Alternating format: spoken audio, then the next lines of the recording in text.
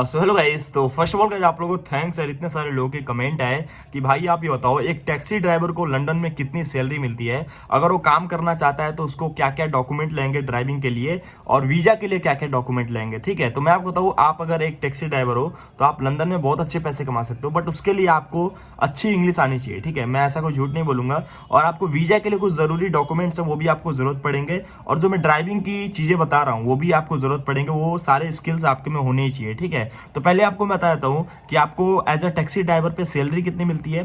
ठीक है, उसके बाद मैं आपको बता दूंगा कि आपको ड्राइविंग के लिए क्या क्या डॉक्यूमेंट लगते हैं। ठीक है, और फिर मैं आपको वीजा के लिए डॉक्यूमेंट बता दूंगा। ठीक है, तो पहले मैं आपको सैलरी बताता हूँ। देखो, अगर आप एक टैक्सी ड्राइवर हो और आप लंदन में काम करते हो तो लगभग आप 30,000 से लेकर के 45,000 के बीच में 45 पाउंड आप ईयरली अर्न कर सकते हो। ठीक है, जो कि डिपेंड करेगा आपके वर्किंग के ऊपर भी। तो इसमें जितना आप काम करो उतने पैसे कमा सकते हो, बट ऑन एन एवरेज आप इतना तक अर्न कर सकते हो। अगर हम बात करें वीजा के लिए, तो वीजा के लिए आपको बेसिकली आपके पास पासपोर्ट होनी चाहिए, प्लस आपकी इंग्लिश जो लैंग्वेज है वो आपकी परफेक्ट होनी चाहिए।